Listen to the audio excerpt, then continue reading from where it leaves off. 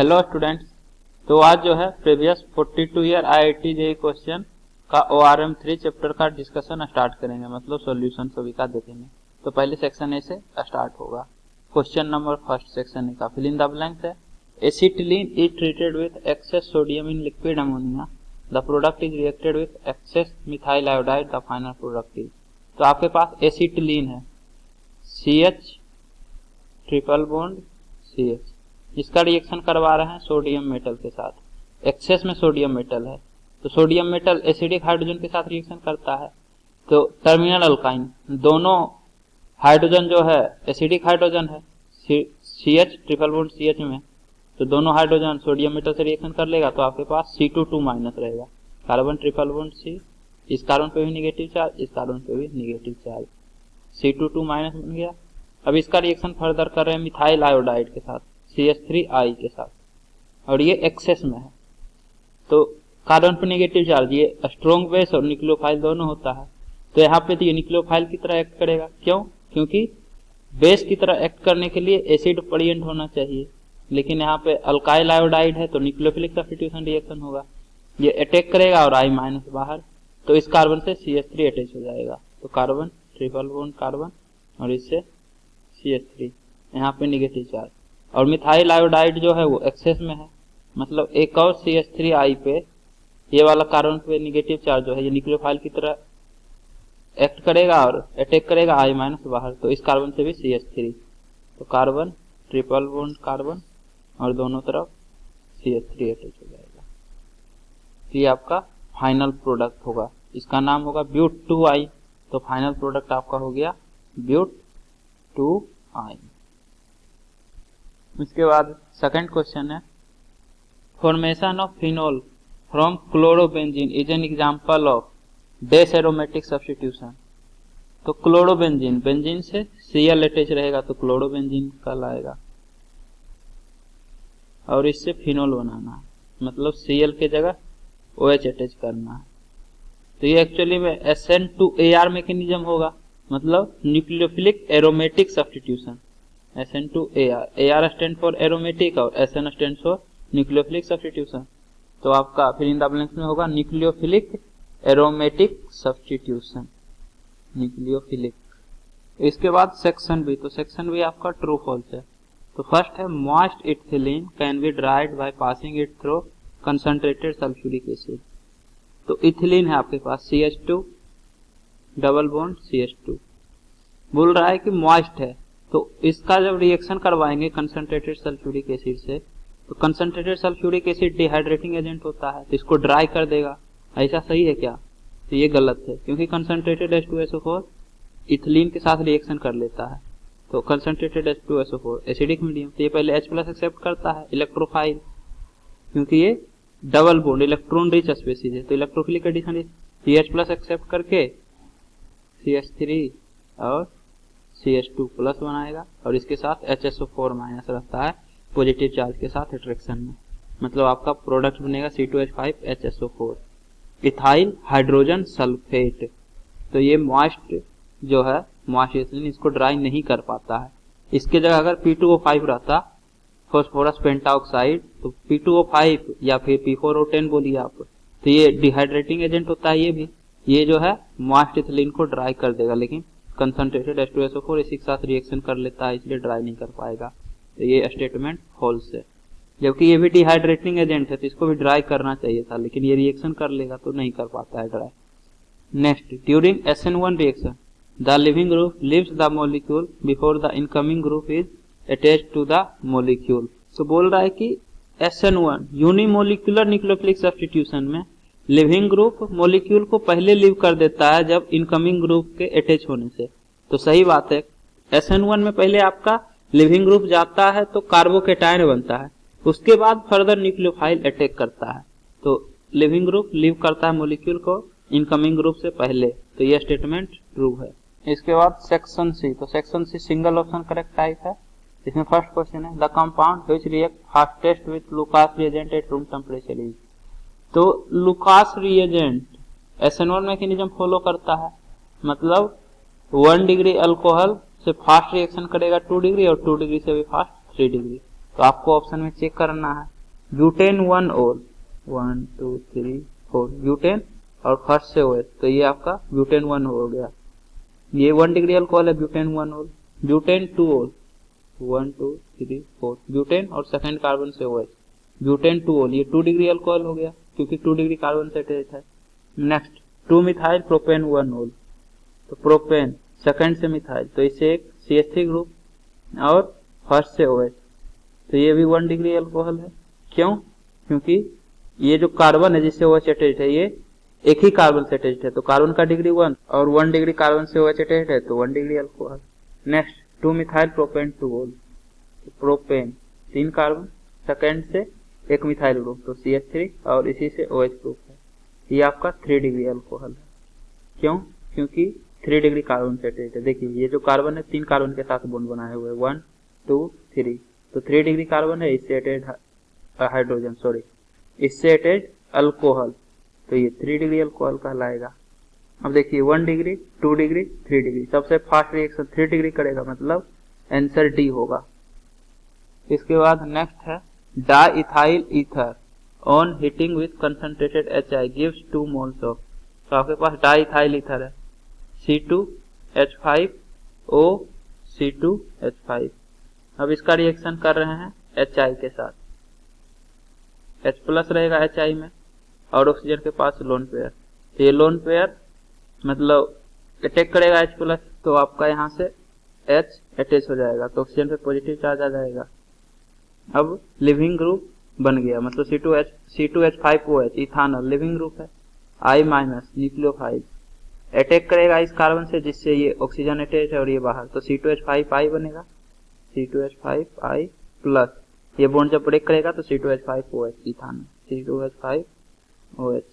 इसके बाद further HI फिर से H plus acidic medium, oxygen के पास लोन पेयर, तो ये H प्लस एक्सेप्ट करके OH2 प्लस बनाएगा लिविंग ग्रुप, फिर I माइनस अटैक करेगा तो ये बाहर, तो आपका C2H5I बना लेगा और plus H2O, C2H5I plus H2O।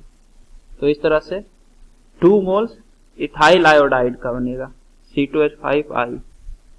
अगर यहाँ पे रहता इथानल प्लस इथाइल आयोडाइड तो आप बोल सकते थे कि ethanol plus iodide sorry ethanol plus ethyl iodide बन सकता है, लेकिन यहाँ दे रहा है 2 मोल्स, तो 2 मोल्स तो इथानल का बन नहीं सकता है, एक ही मोल बनेगा फर्स्ट केस में जब रिएक्शन हुआ, तो उसके बाद फर्दर इथानल रिएक्शन करके HI से फिर इथाइल आयोडाइड ही बना लेगा, तो ऑप्शन ए रिजेक्टेड।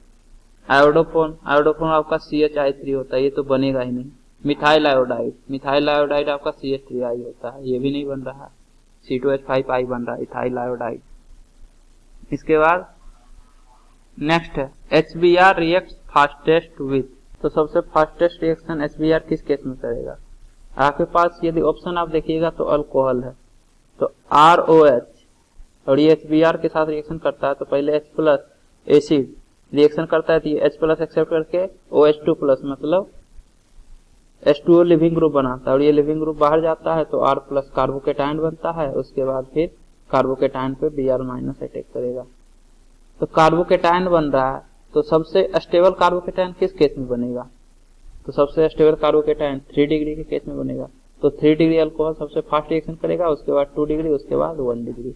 मैकेनिज्म आपका SN1 होगा, तो आप देख लीजिए 2 मिथाइल प्रोपेन 2 ओल, प्रोपेन 1 2 3 3 कार्बन सेकंड से मिथाइल और सेकंड से OH ग्रुप, तो प्रोपेन 2 ओल है, ये 3 डिग्री अल्कोहल है, तो 3 डिग्री से फास्ट तो कोई हो नहीं सकता है, मतलब आंसर ए होगा। बाकी आप चेक कीजिएगा तो ये सब या तो 1 डिग्री अल्कोहल होगा या 2 डिग्री, चेक कर लीजिए।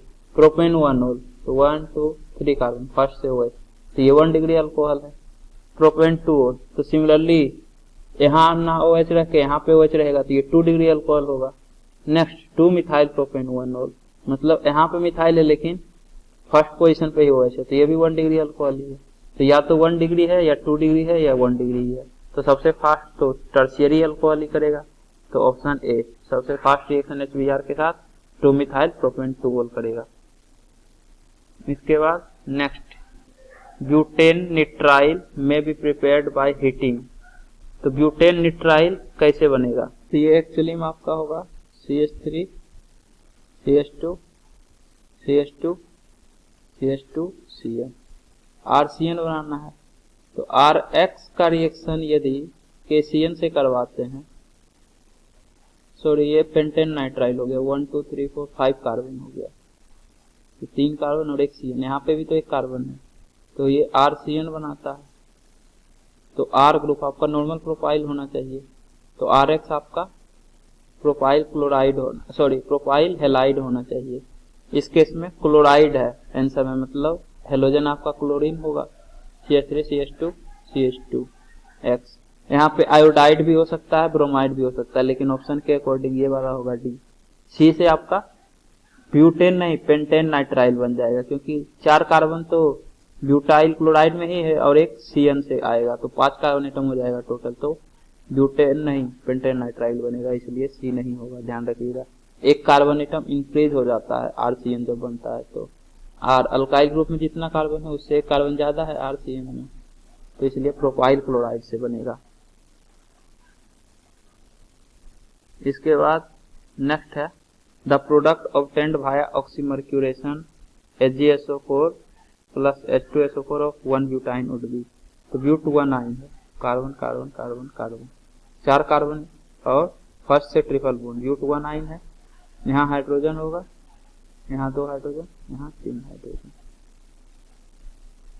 H2O का एडिशन होता है, तो पहले H प्लस कहाँ अटैच होगा, तो यहाँ पे H प्लस अटैच होगा ताकि यहाँ पे पॉजिटिव चार्ज आए, और इस पॉजिटिव चार्ज पे OH माइनस अटैच करे होगा, तो ये पॉजिटिव चार्ज चला जाएगा, तो ये ट्रिपल बॉन्ड से डबल बॉन्ड में कन्वर्ट हो जाएगा।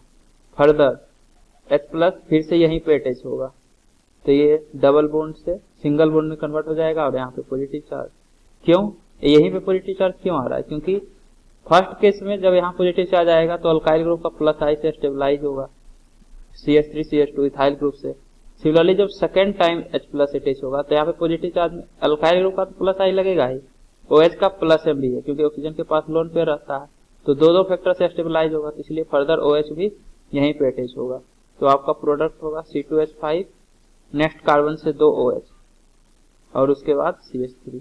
और आपको पता होगा एक कार्बन से 2 OH अनस्टेबल होता है, मतलब -H2 हो जाएगा, तो C2H5 C double bond O CH3, ये आपका प्रोडक्ट होगा ऑक्सीमर्क्यूरेशन एंड डीमर्क्यूरेशन के बाद। तो C2H5 C double bond O CH3 option A. बाकी में तो यहाँ पे 2 OH लगा दिया है, मतलब इस कार्बन पे OH लगा है, यहाँ पे H, तो ये नहीं होगा।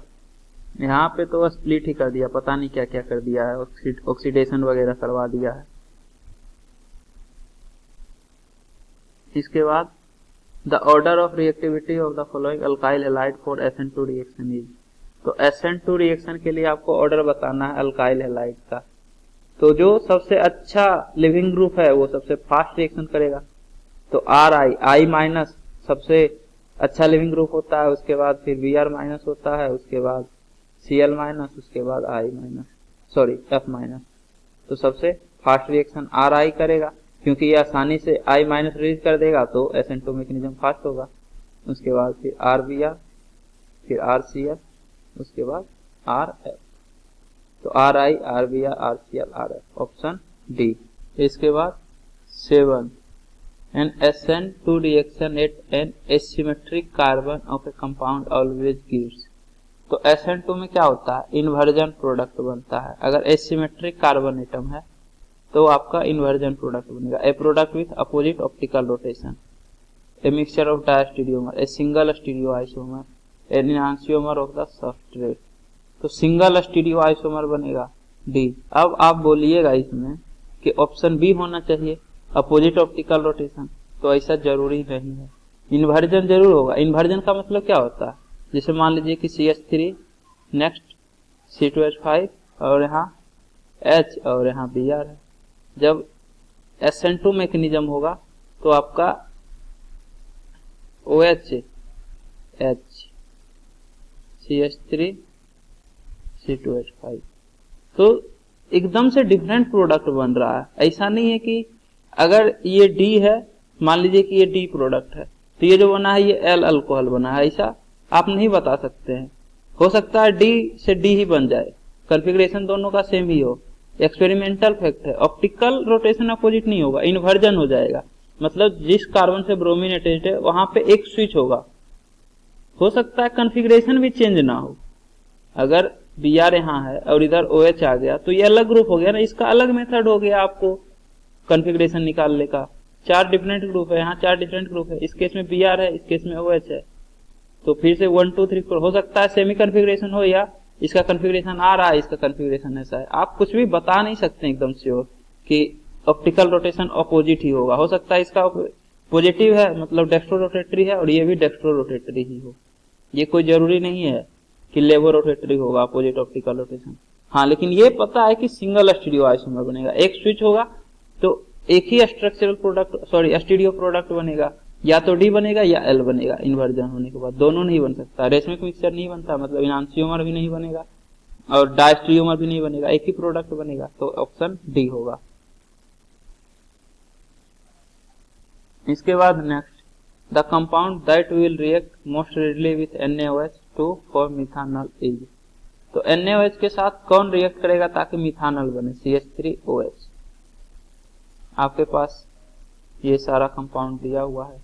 तो सबसे पहले तो देखिए, इस केस में लिविंग ग्रुप I- है, यहाँ पे भी I- है, और ये CH3COCH3। तो ये पहले H+ एक्सेप्ट करके CH3OH बनाएगा। तो ये एसिडिक मीडियम में रिएक्शन होता है ईथर का, बेसिक मीडियम में ईथर रिएक्शन ही नहीं करता है। और इस केस में टर्शियरी ब्यूटाइल अल्कोहल बनेगा, मतलब Cl- बाहर और OH यहाँ से अटैच होगा। तो यहाँ से क्लोरीन की जगह OH लग जाएगा, तो मिथानॉल तो बनेगा ही नहीं। अब इन दोनों में देखना है, तो लिविंग ग्रुप तो सेम है। अब रिएक्टिव ज्यादा कौन है? तो एक केस में Nr3+ है और एक केस में Sr2+ है।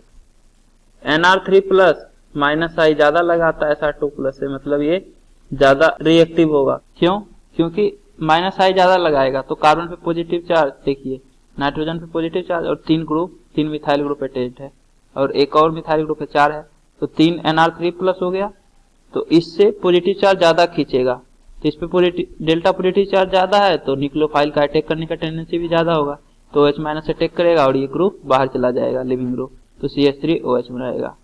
सिमिलरली यहाँ पे भी होगा, लेकिन इस केस में डेल्टा पॉजिटिव चार्ज कम होगा क्योंकि इसका -I कम होता है, तो ये उतना ज्यादा इलेक्ट्रॉन नहीं खींचेगा एज कम्पेयर टू Nr3+। तो बनाएगा तो ये भी मिथानॉल है, लेकिन रिएक्टिव ज्यादा ए ही होगा। तो मोस्ट रिएक्टिव ये है, तो फास्ट रिएक्शन भी यही करेगा ए। बाकी ये दोनों तो मिथानॉल बनाएगा ही नहीं, ये तो रिएक्शन ही नहीं करेगा न्यूक्लियोफाइल या बेस के प्रेजेंस में। ये करेगा लेकिन ये Cl- जाएगा और OH लगेगा तो टर्शियरी ब्यूटाइल अल्कोहल बनाएगा। अब अगले लेक्चर में क्वेश्चन नंबर 9 से डिस्कशन स्टार्ट करेंगे। तो उम्मीद करता हूँ कि आपको ये वीडियो पसंद आई होगी। यदि आपको ये वीडियो पसंद आई है तो लाइक करें, कमेंट करें और अपने दोस्तों के बीच शेयर करना ना भूलें। Thank you.